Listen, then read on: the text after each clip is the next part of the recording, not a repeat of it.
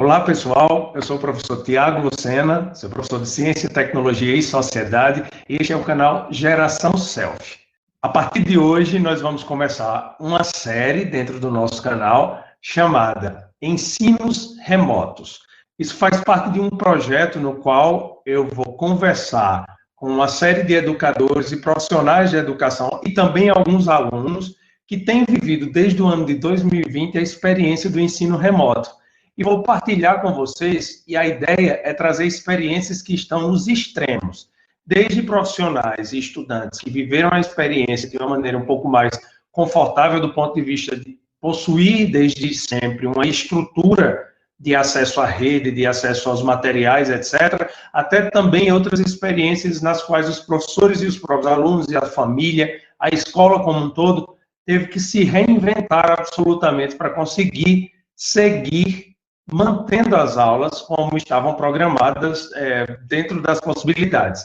Então, nós teremos aqui, ao longo dessa série, um mapa de como tem sido no Brasil e também em outras partes do mundo o ensino remoto que tornou-se obrigatório, né? Não era uma opção, tornou-se mesmo a única possibilidade neste emaranhado de incertezas que é a pandemia de Covid-19. Vamos comigo?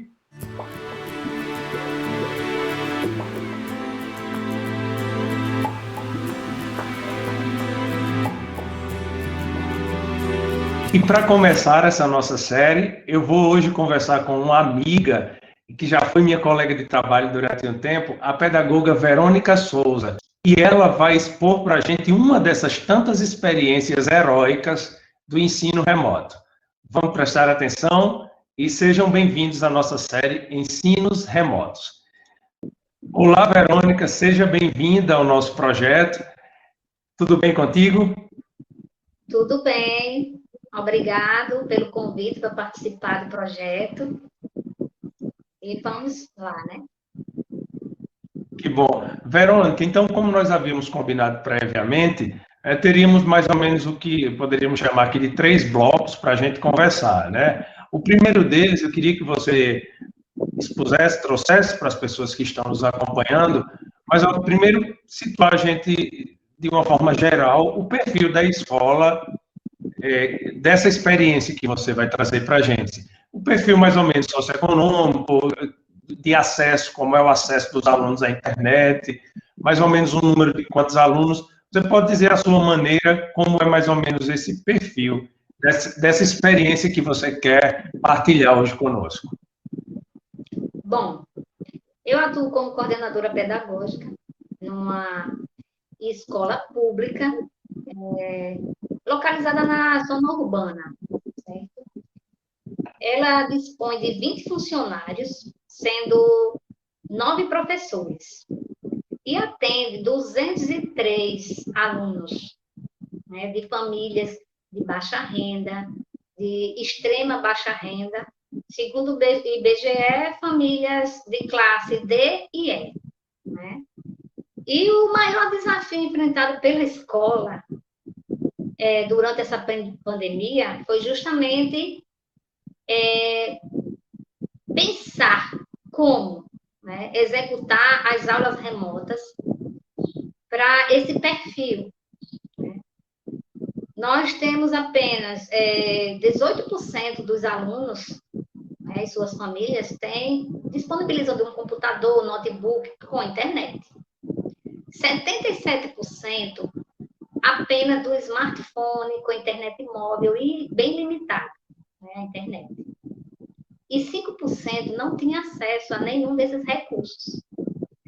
Então, esse foi o grande desafio, como desenvolver aulas remotas para um público na faixa etária de 6 a 11 anos de idade, com essas limitações, certo?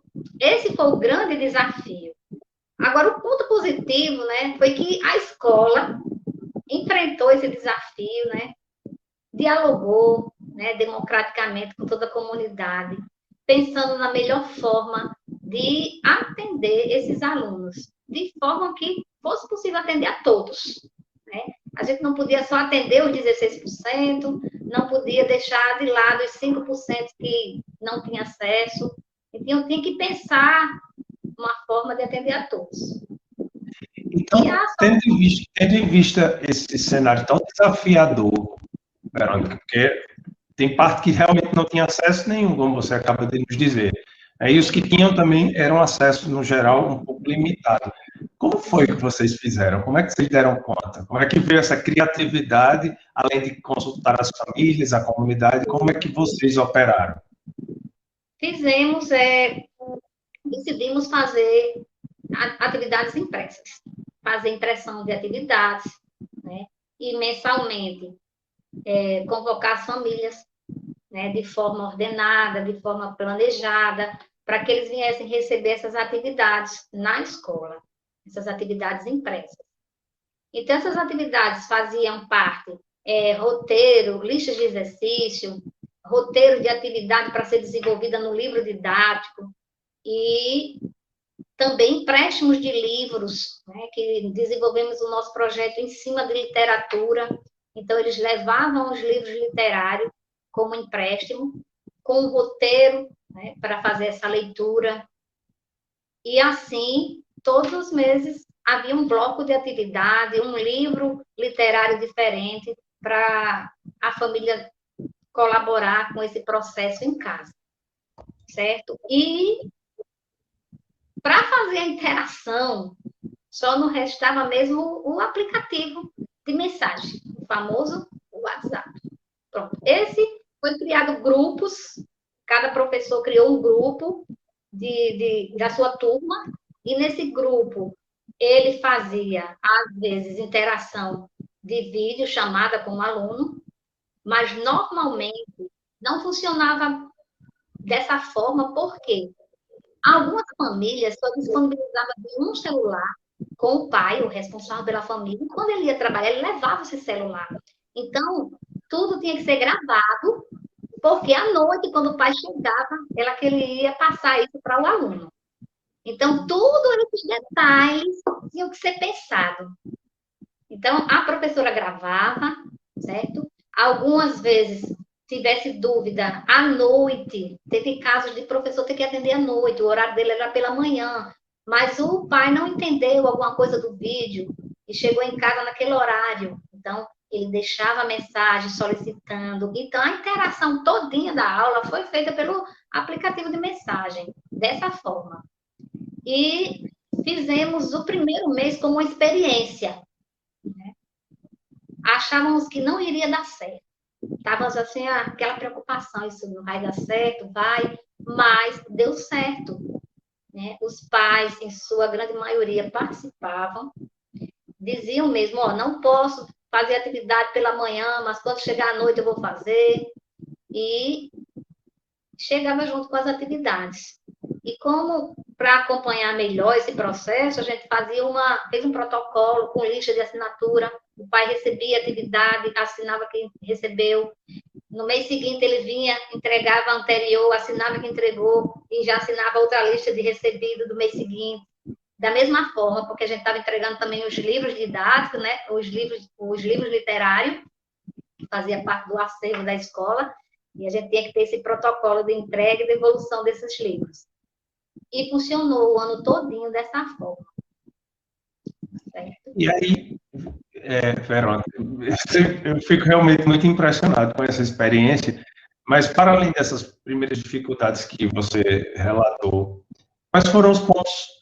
Eu queria que você pudesse fazer uma avaliação dos pontos mais positivos e os mais negativos dessa experiência.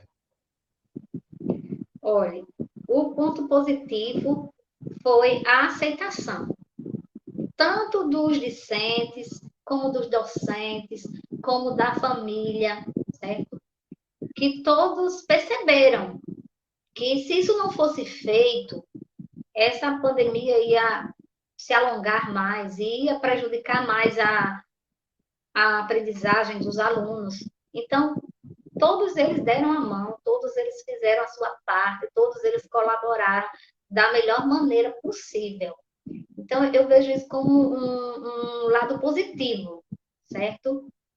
E lado negativo, era justamente essa dificuldade da família que trabalha, né, para conciliar o trabalho e conciliar a sua atuação como mediadora de uma atividade, né, que a professora não está ali para mediar, e a família que tem que fazer essa mediação.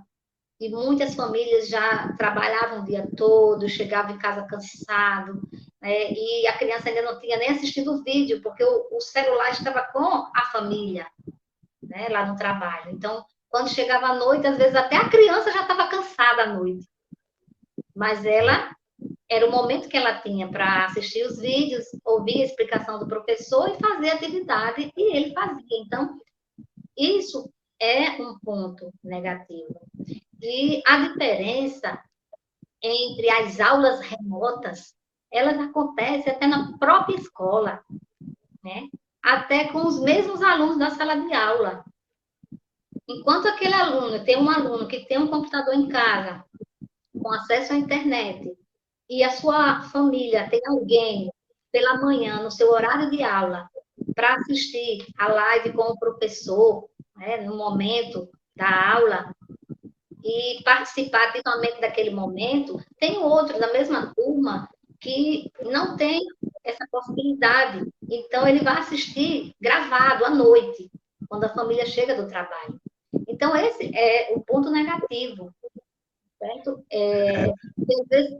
Alguns alunos, eles não tiveram nem condições de interagir numa live com os outros coleguinhas o processo todo, porque ele não tinha o equipamento em casa para fazer. Então, eu justamente, negativo. Mas é tão interessante os videozinhos que eles deixavam depois, que estavam com saudade dos professores, dos coleguinhas, né? Gravavam à noite os videozinhos e mandavam.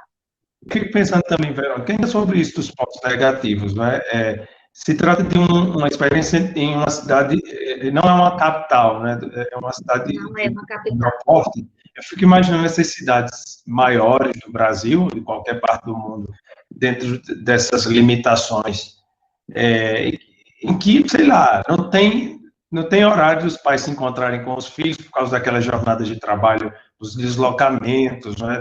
Então, que bom que vocês conseguiram, dentro da limitação que já tinham, encontrar uma forma de integrar e conseguir integrar a família. Eu acho que isso foi, de fato, talvez o diferencial que fez acontecer a experiência de vocês.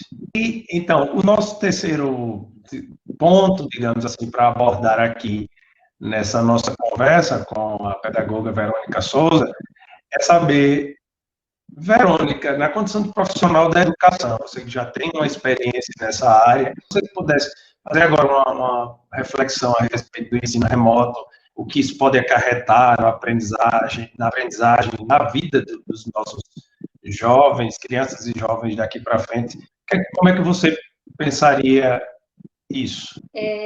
O ponto positivo de tudo isso na vida do nosso estudante, essa percepção que ele teve, dessa preocupação da família em ir na escola, pegar sua atividade, né, de estar passando para ele os vídeos, de estar mediando todo esse processo e colaborando com a educação do filho. Então, eu creio que isso vai afetar positivamente esse aluno, porque ele percebeu a importância da educação na vida dele, na vida da família dele. Já aqueles alunos que não tiveram tanta participação da família, acho que isso vai afetá-lo negativamente, né? Porque ele não conseguiu compreender ainda essa necessidade da educação na vida dele, na vida da família dele. Agora, isso tudo faz parte de um contexto, né? Essa família, certamente, ela já não teve essa educação para dar essa importância à educação, né? E o que eu espero, né? O que eu espero como educadora é que tudo volte, né, à normalidade, da forma que for possível voltar à normalidade, né? E que nós, da educação, né, possamos aproveitar, né? E também as famílias, né, possam aproveitar tudo que vivenciou nesse processo da pandemia, para o nosso futuro, né? Porque muita coisa nós aprendemos, né? Muita superação, muito trabalho, muita colaboração entre professor e família, e que isso perdure, isso continue, né? Que foi uma coisa boa que surgiu durante essa pandemia e que deve continuar, essa parceria forte mesmo entre os educadores, né? Entre a escola e a família. Eu não tenho dúvida que a cooperação, eu inclusive chego a dizer, é ou a cooperação ou o fim da gente, da espécie, porque a cooperação é realmente a chave para resolver uma série de situações na nossa vida. Pois, Verônica, muito obrigado por sua participação, abrindo essa série Ensinos Remotos. Espero que possamos fazer outras coisas juntos. Para mim foi uma alegria muito grande reencontrá-la. Acho que, sei lá, já fazia uns 10 anos que a gente não se viu. A Não, última 10 anos. gravação que a gente fez junto, eu acho que foi em 2008, lembra? Não nascemos 2008, violentos. exatamente, 2008. Ou seja, já tem um tempinho aí, mas realmente representa uma época muito importante da minha formação e da minha vida, aquele trabalho na Secretaria de Trabalho e Assistência Social do município. Pois muito obrigado e até breve. Pronto. Tchau. Já